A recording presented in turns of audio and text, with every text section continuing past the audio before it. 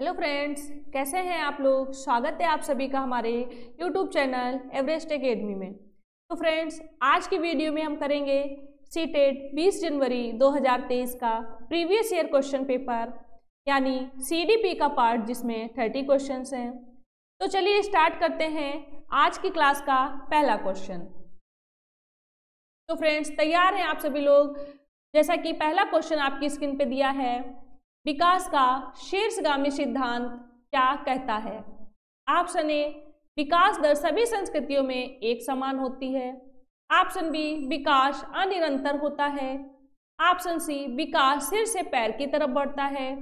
Option D, विकास केंद्र से बाह्य तरफ बढ़ता है। तो जैसा कि यहाँ पे बताया है कि विकास सभी संस्कृतियों में एक समान होता है, बिल्कुल गलत है, क्योंकि विकास एक समान नहीं होता है। यहाँ पे ऑप्शन बी में दिया है विकास अनिरंतर होता है, तो ये ऑप्शन बी आपका गलत दिया है, क्योंकि विकास हमेशा निरंतर होता है। ऑप्शन डी में दिया है विकास केंद्र से बाह्य तरफ बढ़ता है, तो ये ऑप्शन बी आपका गलत हो जाएगा। यहाँ पे आपका राइट आंसर हो जाएगा ऑप्शन सी, क्योंकि विकास का शीर्षगामी सिद्धांत कहता है कि विकास सिर से पैर की तरफ बढ़ता है। Option C is right answer. बढ़ते हैं नेक्स्ट क्वेश्चन पे। निम्नलिखित में से कौन सा स्थूल गतिक कौशल यानी ग्रास मोटर स्किल का एक उदाहरण है। ऑप्शन ए, फुटबॉल को किक करना। ऑप्शन बी, सुई में धागा पिरोना। ऑप्शन सी, लिखने के लिए पेंसिल पकड़ना। ऑप्शन डी, धागे में मोती पिरोना। तो यहाँ पे ग्रास मोटर स्किल यानी स्थूल गामक कौशल का उदाहरण पूछा गया है। तो आपको बता दें कि स्थूल गामक कौशल वह कौशल होते हैं जिसमें बच्चा अपनी पूरी बॉडी का इस्तेमाल करता है। जैसे कि एग्जाम्पल आपको बताते हैं, जब बच्चा दौड़ता है तो वो पूरी बॉडी का इस्तेमाल करता है, घुटनों के बल चलता है तो वो पूरी बॉडी का इस्तेमाल करता है, कूदता है तो वो पूरी बॉडी का इस्तेमाल करता है। फुटबॉल को किक करना, इसमें भी बच्चा क्या है, अपनी पूरी बॉडी का इस्तेमाल करेगा। तो यहाँ पे आपका राइट आंसर हो जाएगा ऑप्शन ए।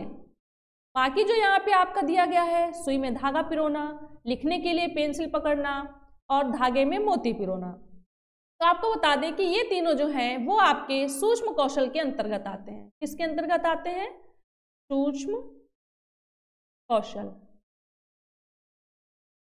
सूक्ष्म कौशल के अंतर्गत आते हैं। इसमें क्या होता है कि बारीक काम होते हैं जिसमें उंगलियों का प्रयोग होता है, जैसे कि सुई में धागा पिरोना, लिखने के लिए पेंसिल पकड़ना, कागज को काटना, धागे में मोती पिरोना।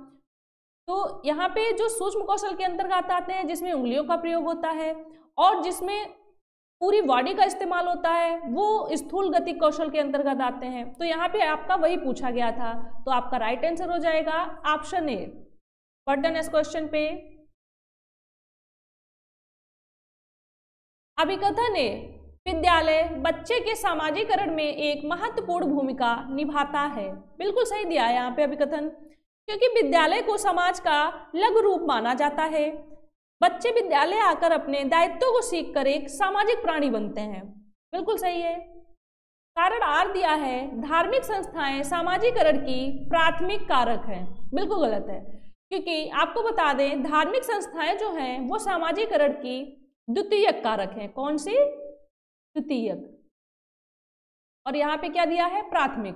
तो ये आपका यहाँ पे गलत दिया है। तो यहाँ पे आपका अभिकथन जो है वो सही दिया है और कारण जो है वो गलत दिया है और आपको सही विकल्प चुनना है। तो यहाँ पे आपका राइट आंसर हो जाएगा ऑप्शन सी। ए सही है लेकिन आर गलत है। बढ़ते हैं नेक्स्ट क्वेश्चन पे। जीन पियाजे के संज्ञानात्मक सिद्धांत के अनुसार किस चरण पर बच्चे जटिल समस्याओं के समाधान में तर्क का इस्तेमाल करने में सक्षम हो जाते हैं। ऑप्शन ए, संवेदी गामक। ऑप्शन बी, पूर्व संक्रियात्मक। ऑप्शन सी, मूर्त संक्रियात्मक। ऑप्शन डी, औपचारिक संक्रियात्मक। जैसा कि आपको बता देते हैं कि जीन पियाजे ने संज्ञानात्मक विकास की कुल 4 अवस्थाएं दी हैं। कभी कभी एग्जाम में पूछ देता है कि संज्ञानात्मक विकास की कुल कितनी अवस्थाएं दी हैं जीन पियाजे ने, तो वो दी हैं 4, याद रखना है। जिसमें से पहली अवस्था होती है वो होती है संवेदी गामक, जिसकी एज होती है जन्म से 2 वर्ष। उसके बाद आती है पूर्व संक्रियात्मक अवस्था, जिसकी एज होती है 2 से 7 वर्ष। उसके बाद आती है मूढ़ संक्रियात्मक अवस्था, जिसकी एज होती है 7 से 12 वर्ष। उसके बाद आती है औपचारिक संक्रियात्मक अवस्था, जिसकी एज होती है 12 से 14 वर्ष। कभी कभी एग्जाम में एज भी पूछ देता है, तो आपको याद रखना है। तो यहाँ पे आपका क्वेश्चन क्या है, ये तो हो गई आपकी अवस्थाएं। क्वेश्चन में पूछा गया था कि किस चरण पर बच्चा जो है वो जटिल समस्याओं में समाधान में तर्क का इस्तेमाल करने लगता है। तो देखिएगा, बच्चा तर्क का इस्तेमाल जो है वो तो करने लगता है मूढ़ संक्रियात्मक अवस्था में, जब उसकी एज होती है 7 से 12 वर्ष, क्योंकि जो चीजें उसके सामने होती हैं उसको वो देखने लगता है, समझने लगता है और तर्क करने लगता है। और जो यहाँ पे दिया गया है, आपको ध्यान देना है इस क्वेश्चन में, जटिल समस्याओं के समाधान। तो यहाँ पे आपका राइट आंसर हो जाएगा ऑप्शन डी, औपचारिक संक्रियात्मक अवस्था, जिसकी एज होती है 12 से 14 वर्ष। क्योंकि जटिल समस्याओं का समाधान बच्चा, क्योंकि जो चीज उसके सामने नहीं होती है फिर भी वो उसमें क्या दिमाग में सोचता है और उसका तर्क वितर्क करता है और उसमें वो सक्षम हो जाता है जब उसकी एज होती है 12 से 14 वर्ष। यहाँ पे आपका राइट आंसर हो जाएगा ऑप्शन डी। बढ़ते हैं नेक्स्ट क्वेश्चन पे। जब बच्चे जब नई जानकारी से सामना करते हैं तो वे अपनी मानसिक संरचनाओं स्कीमा का संशोधन कर लेते हैं। जीन पियाजे की शब्दावली में यह प्रक्रिया क्या कहलाती है? ऑप्शन ए अनुसरण, ऑप्शन बी समायोजन, ऑप्शन सी समावेशन, ऑप्शन डी मौखिकीकरण। तो यहाँ पे आपका राइट आंसर हो जाएगा ऑप्शन बी समायोजन। क्योंकि बच्चे जब नई जानकारी का सामना करते हैं और वे मानसिक संरचनाओं यानी स्कीमा का संशोधन करने लगते हैं, तो जीन पियाजे की शब्दावली में यह प्रक्रिया जो है वो समायोजन कहलाती है। Option B is right answer. बढ़ते हैं नेक्स्ट क्वेश्चन पे। लेव वायगोस्की के सिद्धांतों के अनुसार व्यक्तिगत वाक यानी व्यक्तिगत वार्ता क्या है? ऑप्शन ए बच्चे को अपनी सोच विनियमित करने में मदद करता है। ऑप्शन बी बच्चे की सोच में रुकावट पैदा करता है। ऑप्शन सी बच्चे की आत्मकेंद्रिता दर्शाता है। ऑप्शन डी बच्चे को चुनौतीपूर्ण कार्य दिए जाने पर घटता जाता है। तो यहाँ पे ऑप्शन आपका हो जाएगा राइट, ऑप्शन ए बच्चे को अपनी सोच विनियमित करने में मदद करता है। इसमें बालक क्या करता है, अपने व्यवहार को नियंत्रित और निर्देशन करने के लिए स्वयं से बातचीत करता है, जिसे लेव वायगोस्की व्यक्तिगत वार्ता कहते हैं। Option A is right answer. बढ़ते हैं नेक्स्ट क्वेश्चन पे। लेव वायगोस्की के अनुसार, देखिए फिर से वायगोस्की आ गए। लेव वायगोस्की के अनुसार डैश डैश हमारी संज्ञानात्मक संरचनाओं और चिंतन प्रक्रिया के निर्माण में महत्वपूर्ण भूमिका निभाते हैं। Option A schema, option B सामाजिक संपर्कता, ऑप्शन सी आनुवांशिक प्रवृत्तियां, ऑप्शन डी अनैच्छिक सहज क्रियाएं। तो यहाँ पे ये पूछा गया है, यानी वायगोस्की के अनुसार चिंतन प्रक्रिया के निर्माण में महत्वपूर्ण भूमिका कौन निभाता है? तो यहाँ पे आपका राइट आंसर हो जाएगा ऑप्शन बी सामाजिक संपर्कता। क्योंकि जहाँ पे लेव वायगोस्की दिए हों वहाँ पे सामाजिक जहाँ पे हो वो आपको टिक कर देना है। तो यहाँ पे आपका राइट आंसर है सामाजिक संपर्कता। क्योंकि स्कीमा जो है, स्कीमा की बात कौन करता है? जीन पियाजे करते हैं। आनुवांशिक प्रवृत्तियों की बात भी जीन पियाजे ही करते हैं। अनैच्छिक क्रियाओं की बात भी जीन पियाजे ही करते हैं। तो यहाँ पे आपका राइट आंसर हो जाएगा ऑप्शन बी। बढ़ते हैं नेक्स्ट क्वेश्चन पे। लॉरेंस कोहलबर्ग के अनुसार नैतिक विकास के स्तरों का सही क्रम क्या है? ऑप्शन ए पूर्व पारंपरिक, पारंपरिक, उत्तर पारंपरिक। ऑप्शन बी पूर्व पारंपरिक, गैर पारंपरिक, उत्तर पारंपरिक। ऑप्शन सी उत्तर पारंपरिक, पारंपरिक, पूर्व पारंपरिक। ऑप्शन डी पारंपरिक, पूर्व पारंपरिक और उत्तर पारंपरिक। तो आपको यहाँ पे पहले बता देते हैं कि लॉरेंस कोहलबर्ग ने नैतिक विकास के कुल 3 स्तर दिए हैं। कितने दिए हैं? 3। और तीनों के 2-2 चरण भी दिए हैं, जिसमें से पहला आता है पूर्व पारंपरिक स्तर। तो आपको देखना है कि पूर्व पारंपरिक, यहाँ पे आपका उत्तर पारंपरिक दिया और यहाँ पे पारंपरिक, तो ये आपके दोनों गलत हो जाएंगे। अब बचता है आपका ऑप्शन ए और ऑप्शन बी। तो पहला पूर्व पारंपरिक सही है। दूसरे नंबर पे आता है पारंपरिक और यहाँ पे क्या दिया है? गैर पारंपरिक। तो ये ऑप्शन बी आपका गलत हो जाएगा। यहाँ पे आपका राइट आंसर हो जाएगा ऑप्शन ए पूर्व पारंपरिक। पारंपरिक और उत्तर पारंपरिक। जैसे कि आपको इसकी एज भी बता देते हैं कि पूर्व पारंपरिक जो स्तर है इसकी एज है 4 से 10 वर्ष, और जो पारंपरिक स्तर है इसकी एज है 10 से 13 वर्ष, और जो उत्तर पारंपरिक स्तर है इसकी एज है 13 से 16 वर्ष। तो याद रखना है आप लोग, ऑप्शन इसमें आपका हो जाएगा ऑप्शन ए। बढ़ते हैं इस क्वेश्चन पे। प्रगतिशील शिक्षा सुझाती है कि डैश डैश शैक्षिक नियोजन का केंद्र होना चाहिए। ऑप्शन ए परीक्षाएं, ऑप्शन बी अध्यापक, ऑप्शन सी माता पिता, ऑप्शन डी विद्यार्थी। तो यहाँ पे प्रगतिशील कक्षा सुझाती है कि विद्यार्थी शैक्षिक नियोजन का केंद्र होना चाहिए। तो यहाँ पे आपका राइट आंसर हो जाएगा ऑप्शन डी। क्योंकि माता पिता ये ऑप्शन तो गलत हो जाएगा, अध्यापक ये भी गलत हो जाएगा, परीक्षा ये ऑप्शन भी गलत हो जाएगा। तो option D is right answer. तो यहाँ पे आपको एक बात और बता देते हैं, कभी कभी एग्जाम में पूछ देता है कि प्रगतिशील शिक्षा के जनक कौन है। प्रगतिशील शिक्षा के जनक तो वो हैं जॉन ड्यूवी। याद रखना, ये कभी कभी एग्जाम में पूछ देता है कि प्रगतिशील शिक्षा के जनक कौन है, तो वो हैं जॉन ड्यूवी। बढ़ते हैं नेक्स्ट क्वेश्चन पे। हार्वर्ड गार्नर के अनुसार एक अच्छा कवि और लेखक होने के लिए एक व्यक्ति में किस प्रकार की बुद्धि होनी चाहिए। ऑप्शन ए अंतर्वैयक्तिक, ऑप्शन बी भाषाई, ऑप्शन सी शारीरिक गति संवेदी, ऑप्शन डी दिशाई। तो यहाँ पे आपका राइट आंसर हो जाएगा ऑप्शन बी भाषाई, क्योंकि एक अच्छा कवि और लेखक होने के लिए एक व्यक्ति में भाषा की बुद्धि होनी आवश्यक है। तो option B is right answer. यहाँ पे आपको बता दें कि एनसीईआरटी के अनुसार हार्वर्ड गार्नर द्वारा 8 प्रकार की बुद्धि बताई गई है। कितने प्रकार की? 8 प्रकार की। तो याद रखना है। जो यहाँ पे अंतर्वैयक्तिक बताई गई है, अंतर्वैयक्तिक में क्या होता है कि जब बच्चा खुद को समझने लगता है वो कहलाती है अंतर्वैयक्तिक।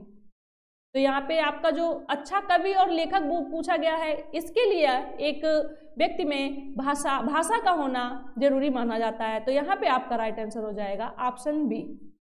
बढ़ते हैं नेक्स्ट क्वेश्चन पे। अभिकथन है, एक अध्यापिका को अपने विद्यार्थियों को दी गई समस्या पर काम करने हेतु अपने विचारों का मौखिकीकरण करने के लिए प्रोत्साहित करना चाहिए। बिल्कुल सही है, क्योंकि ऐसा करने से बच्चों में समालोचनात्मक चिंतन को बढ़ावा मिलता है और उनकी क्षमता जो है वो विकसित होती है। कारण आर दिया है, भाषा और सोच का विकास एक दूसरे से स्वतंत्र रूप में होता है। गलत है, क्योंकि भाषा और विकास एक दूसरे पर निर्भर रहते हैं एवं एक दूसरे के पूरक होते हैं। ये आपका कारण जो है वो आपका गलत दिया है, और यहाँ पे आपको सही विकल्प चुनना है। तो आपका राइट आंसर हो जाएगा ऑप्शन सी। ए सही है लेकिन आर गलत है। बढ़ते हैं नेक्स्ट क्वेश्चन पे। आपकी कक्षा में जब भी कोई लड़का रोता है तो दूसरे विद्यार्थी उसे यह कहकर चिढ़ाते हैं कि लड़कियों की तरह व्यवहार मत करो, लड़के नहीं रोते। उनका यह कथन क्या दर्शाता है? ऑप्शन ए लैंगिक समता, ऑप्शन बी लैंगिक समानता, ऑप्शन सी लैंगिक स्थिरता, ऑप्शन डी लैंगिक रूढ़िवादिता। जैसे कि यहाँ पे आपका राइट आंसर हो जाएगा ऑप्शन डी लैंगिक रूढ़िवादिता, क्योंकि यहाँ पे लैंगिक रूढ़िवादिता जो है वो एक सामाजिक संरचना है जो महिलाओं और पुरुषों की व्यक्तिगत योग्यता एवं क्षमता को सीमित करती है। जैसे कि एग्जाम्पल बताते हैं आपको कि पुरुष कमाने के लिए होते हैं और महिलाएं घर का काम करने के लिए होती हैं। कि इसमें क्या है कि ये एक धारणा बना ली गई है महिलाओं और पुरुषों की व्यक्तिगत योग्यता के बारे में कि जो पुरुष होंगे वो बाहर का काम करेंगे और जो महिलाएं हैं वो घर का काम करेंगी। क्या ऐसा होता है कि महिलाएं बाहर जाके पैसा नहीं कमा सकती हैं, लेकिन फिर भी क्या है कि एक सोच बना ली जाती है। तो यहाँ पे वही जो है पूछा गया है कि ये जो व्यवहार है वो क्या कहलाता है, तो वो कहलाता है लैंगिक रूढ़िवादिता। यहाँ पे आपका राइट आंसर हो जाएगा ऑप्शन डी। बढ़ते हैं नेक्स्ट क्वेश्चन पे। विद्यार्थियों की अधिगम शैली चयन में व्यक्तिगत विभिन्नताओं को किस नजरिए से देखना चाहिए? ऑप्शन ए, अध्यापन अधिगम प्रक्रिया में बाधा के रूप में। ऑप्शन बी, विकास प्रक्रिया के एक प्राकृतिक और स्वाभाविक रूप में। ऑप्शन सी, एक प्रकार के असामान्य व्यवहार के रूप में। ऑप्शन डी, अभिसारी चिंतन के नतीजों के रूप में। तो यहाँ पे आपका राइट आंसर हो जाएगा ऑप्शन बी, क्योंकि विद्यार्थियों की अधिगम शैली चयन में व्यक्तिगत विभिन्नताओं को विकास की प्रक्रिया के एक प्राकृतिक और स्वाभाविक रूप में देखना चाहिए। Option B is right answer. ना ही उनको बाधा के रूप में देखना चाहिए और ना ही उनको असामान्य व्यवहार करना चाहिए उनके साथ और ना ही तो उनको अभिसारी चिंतन के नतीजे के रूप में देखना चाहिए। तो यहाँ पे आपका राइट आंसर हो जाएगा ऑप्शन बी। बढ़ते हैं नेक्स्ट क्वेश्चन पे। अधिगम हेतु मूल्यांकन के संदर्भ में निम्न में से कौन सा कथन सही नहीं है? ऑप्शन ए, मूल्यांकन व्यापक होना चाहिए। ऑप्शन बी, मूल्यांकन सतत होना चाहिए। ऑप्शन सी, मूल्यांकन मानकीकृत परीक्षणों द्वारा करना चाहिए। ऑप्शन डी, विद्यार्थियों द्वारा स्वमूल्यांकन अधिगम हेतु मूल्यांकन का हिस्सा होना चाहिए। तो यहाँ पे आपका निगेटिव क्वेश्चन पूछा है, क्योंकि नहीं पूछा गया है यहाँ पे, तो यहाँ पे आपका निगेटिव ही जो है वो आपका राइट आंसर हो जाएगा।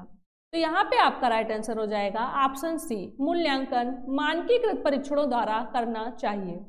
मानकीकृत परीक्षण में क्या होता है कि पहले से मानक डिसाइड होते हैं और उन्हीं मानकों के आधार पर बच्चों को पढ़ाया जाता है। जो आपका यहाँ पे निगेटिव आंसर है वही आपका राइट आंसर हो जाएगा। तो option C is right answer. बढ़ते हैं नेक्स्ट क्वेश्चन पे। शिक्षक द्वारा पूछे गए निम्नलिखित में से कौन सा प्रश्न बच्चों में रचनात्मकता और समस्या समाधान दृष्टिकोण को बढ़ावा देता है? ऑप्शन ए, आपका नाम क्या है। ऑप्शन बी, आप अपने शहर में प्रदूषण कैसे कम कर सकते हो। ऑप्शन सी, आप कहाँ रहते हैं। ऑप्शन डी, भारत को आज़ादी कब मिली। तो यहाँ पे ये पूछा गया है कि निम्नलिखित में से कौन सा प्रश्न ऐसा है जिसमें बच्चों की रचनात्मकता को बढ़ावा दिया जा रहा है। तो आपका नाम क्या है, कहाँ रहते हैं, भारत को आज़ादी कब मिली, ये ऐसे प्रश्न हैं जिसमें बच्चे को अगर आप उससे पूछेंगे कि आपका नाम क्या है, उसको पता है वो तुरंत आपको बता देगा। कहाँ रहता है उसको पता है वो आपको तुरंत बता देगा। भारत को आज़ादी कब मिली उसको आप पता है वो आपको तुरंत आप उसका आंसर बता देगा, क्योंकि ये जो है वो अभिसारी चिंतन के अंतर्गत आते हैं। किसके अंतर्गत आते हैं? अभिसारी चिंतन के अंतर्गत आते हैं, जिन्हें बंद अंत वाले प्रश्न कहा जाता है, जिनका आंसर सिर्फ एक वर्ड का होता है।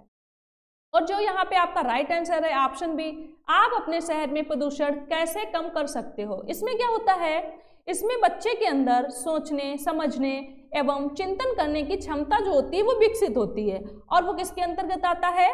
अपसारी चिंतन के अंतर्गत आता है। अपसारी चिंतन। अपसारी चिंतन में क्या होता है कि बच्चों में रचनात्मकता और समस्या समाधान जो होता है उसका दृष्टिकोण को बढ़ावा मिलता है। तो यहाँ पे आपका राइट आंसर हो जाएगा ऑप्शन बी, आप अपने शहर में प्रदूषण कैसे कम कर सकते हो। बढ़ते हैं नेक्स्ट क्वेश्चन पे।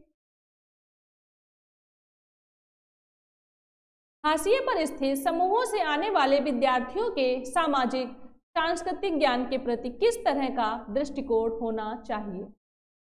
ऑप्शन ए, उसे अध्यापन अधिगम प्रक्रिया में अर्थहीन मानना चाहिए, बिल्कुल गलत है। ऑप्शन बी, उसे मान देना चाहिए और अध्यापन अधिगम प्रक्रिया में शामिल करना चाहिए, बिल्कुल सही है। ऑप्शन सी, उसे नकार देना चाहिए और अध्यापन अधिगम प्रक्रिया में शामिल करने से बचना चाहिए, बिल्कुल गलत है। ऑप्शन डी, उसे दूसरे समूहों के विद्यार्थियों द्वारा ग्रहण सामाजिक सांस्कृतिक ज्ञान से कमतर समझना चाहिए, बिल्कुल गलत है। यानी यहाँ पे ये पूछा गया है जो बच्चे पहली बार अपने सोशियो कल्चर समूह से पढ़ने आते हैं या आए हैं उनके लिए आप क्या करोगे? क्या उनको अर्थहीन मानोगे? बिल्कुल गलत है। या फिर उनको नकार दोगे? या ये भी गलत है। या फिर उनको दूसरे बच्चों से कम समझोगे? ये ऑप्शन भी आपका गलत है। यहाँ पे आपका राइट आंसर हो जाएगा ऑप्शन बी, उन्हें मान देना चाहिए और अध्यापन अधिगम प्रक्रिया में शामिल करना चाहिए। Option B is right answer. बढ़ते हैं नेक्स्ट क्वेश्चन पे। हालांकि शालीनता से जूझने वाले विद्यार्थी विशिष्ट क्षेत्रों में चुनौती महसूस करते हैं, फिर भी उनमें सामान्यता डैश डैश का सामर्थ्य होता है। ऑप्शन ए बारीक जानकारी पर ध्यान देने, ऑप्शन बी प्रभावशाली संप्रेषण, ऑप्शन सी संज्ञानात्मक नम्यता, ऑप्शन डी सामाजिक परिस्थितियों को सटीक रूप से समझने।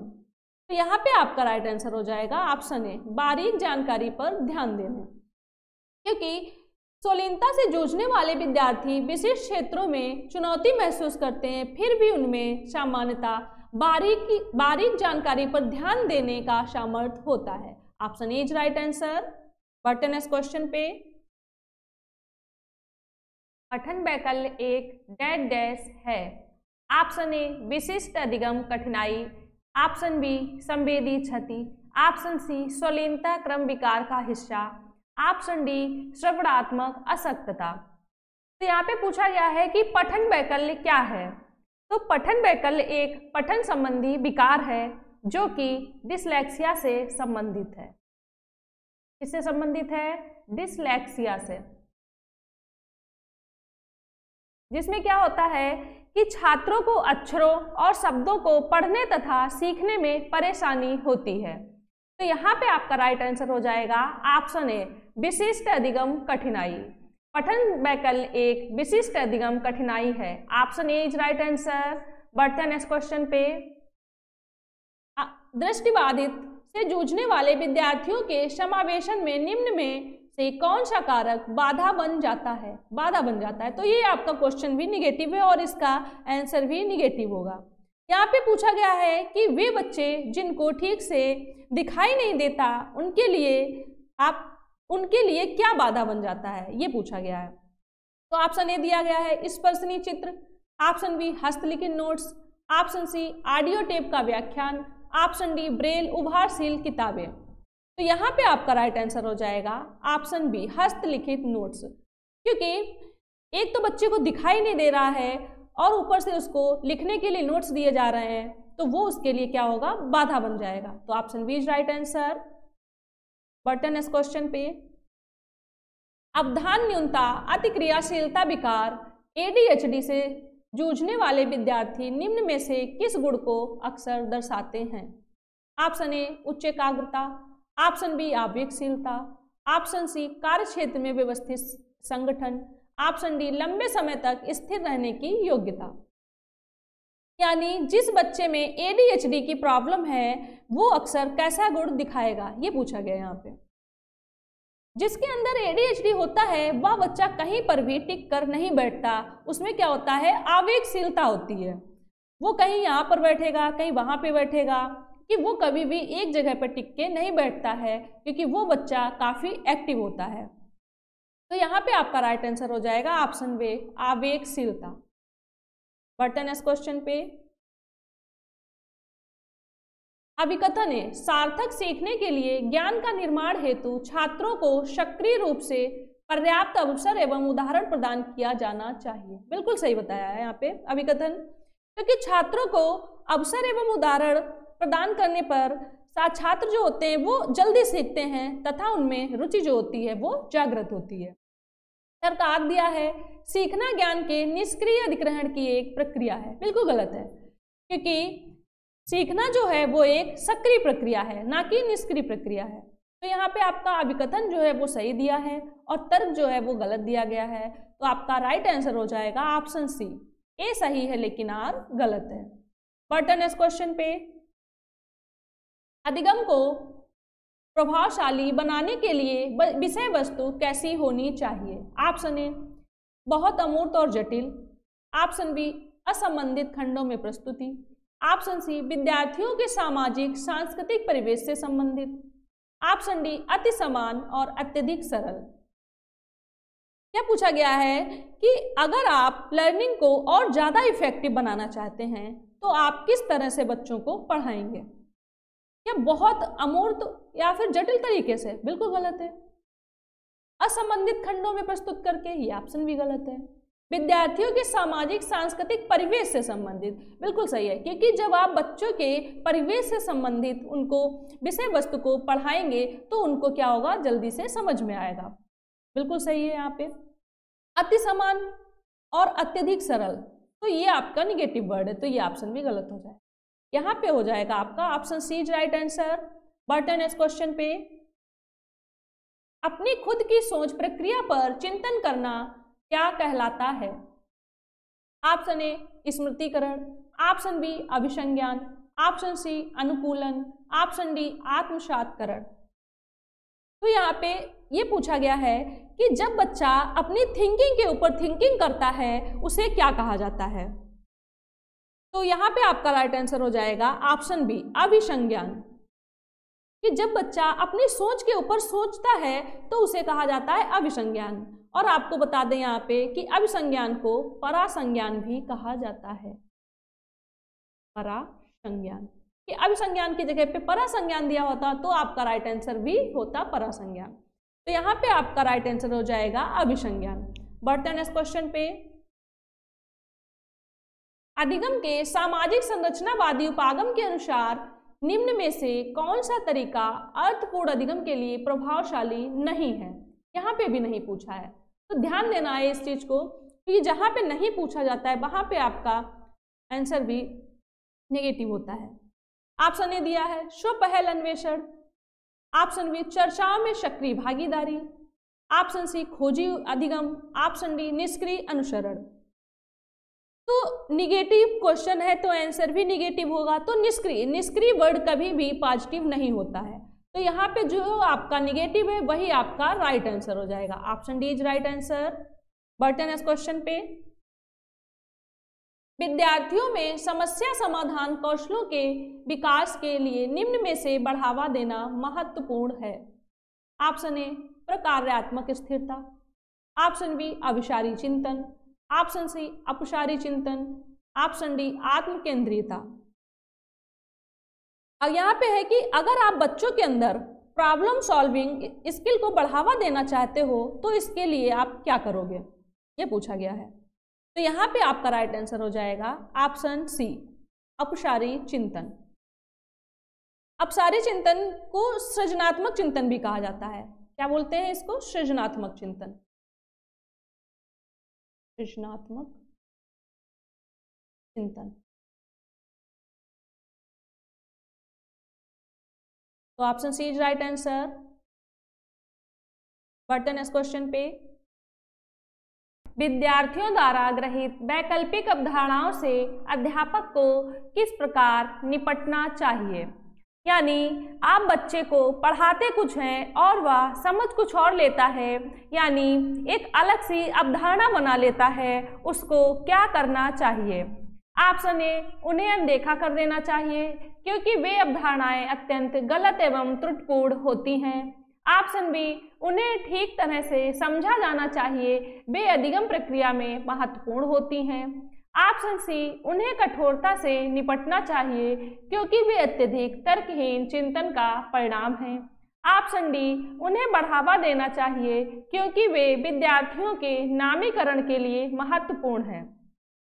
तो यहाँ पे आपका राइट आंसर हो जाएगा ऑप्शन बी उन्हें ठीक तरह से समझा जाना चाहिए, वे अधिगम प्रक्रिया में महत्वपूर्ण भूमिकाएं होती हैं।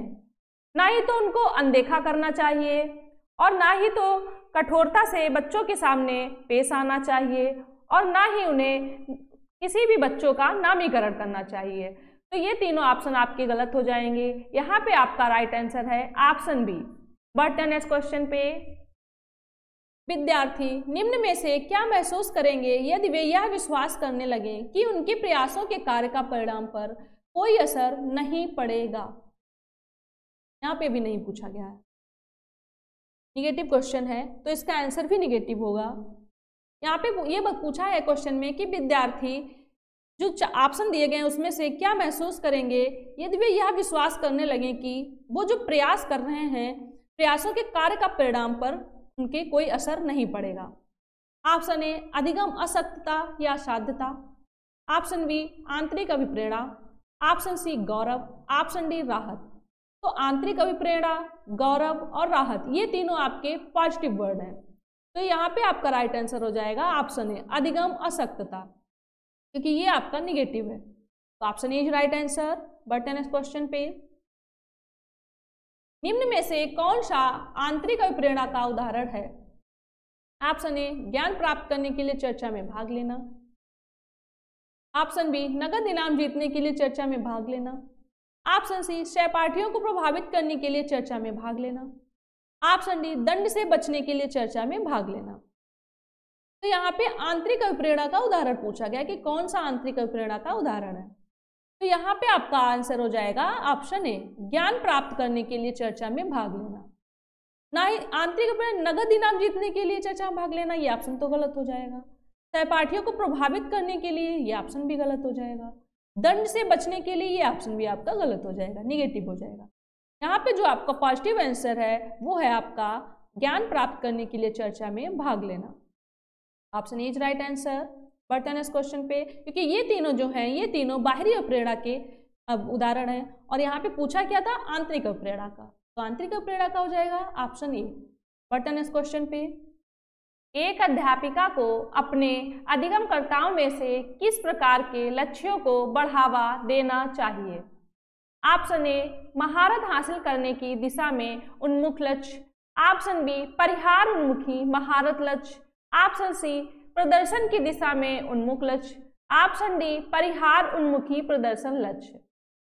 तो यहाँ पे पूछा है कि एक अध्यापिका है वो अपने अधिगमकर्ताओं यानी विद्यार्थियों में किस प्रकार के लक्ष्यों को बढ़ावा देना चाहती है। तो यहाँ पे जो ये परिहार शब्द दिया है परिहार उन्मुखी महारत लक्ष्य, यहाँ पे दिया है परिहार उन्मुखी महारत लक्ष्य। तो आपको बता दें कि ये जो परिहार शब्द है परिहार ये एक निगेटिव वर्ड है जिसका अर्थ होता है किसी को हटाना या फिर छोड़ना, हटाना या छोड़ना। तो ये आपके ऑप्शन बी और ऑप्शन डी ये दोनों ऑप्शन कट जाएंगे। अब यहाँ पे है ऑप्शन ए और ऑप्शन सी में कौन सा आपका राइट आंसर होगा, देखते हैं। प्रदर्शन की दिशा में उन्मुख लक्ष्य, तो बच्चों को कभी भी परफॉर्मेंस के पीछे नहीं पड़ना चाहिए, तो ये ऑप्शन भी आपका गलत हो जाएगा। तो यहाँ पे आपका राइट आंसर हो जाएगा ऑप्शन ए महारत हासिल करने की दिशा में उन्मुख लक्ष्य। बल्कि महारत हासिल करना है कि आप जिस सब्जेक्ट को पढ़ रहे हैं उसमें आपसे निपुण कोई ना हो, क्योंकि एक अध्यापिका अपने बच्चे को महारत हासिल करने की दिशा में उन्मुख लक्ष्य की तरफ बढ़ावा देगी। तो option A is right answer. बढ़ते हैं इस क्वेश्चन पे, विद्यार्थियों में निम्न में से किस कौशल को बढ़ावा नहीं देना चाहिए। यहाँ पे भी नेगेटिव क्वेश्चन है, यानी जो बच्चे आपके सामने हैं उनमें किस कौशल को आपको बढ़ावा नहीं देना है। यानी जो ऑप्शन आपके सामने दिए गए हैं ये पूछा गया है इसमें से वो कौन सा कौशल है जिसको आप बढ़ावा नहीं देंगे। ऑप्शन ए अभिसंज्ञान, बिल्कुल सही है। चिंतन, ये भी सही है। सृजनात्मकता, ये ऑप्शन भी आपका बिल्कुल सही है, पॉजिटिव है। ऑप्शन डी अधीनता उन्मुखी, बिल्कुल गलत है आपका। और जो यहाँ पे आपका गलत होगा यानी निगेटिव होगा वही आपका हो जाएगा राइट आंसर, क्योंकि यहाँ पे नहीं पूछा गया है। तो option D is right answer कि अधीनता उन्मुखी कौशल में क्या होता है, बच्चे जो होते हैं वो बगैर सोचे समझे या बिना चिंतन किए कोई भी कार्य को करने लगते हैं। ऐसे बच्चों में क्या होता है, सृजनात्मकता की कमी पाई जाती है। तो यहाँ पे option D is right answer. तो फ्रेंड्स ये थे आज के आपके 30 क्वेश्चंस जो कंप्लीट होते हैं। बने रहिए आप सभी एवरेस्ट एकेडमी के साथ। मिलते हैं नेक्स्ट वीडियो में, तब तक के लिए thank you, take care, bye bye.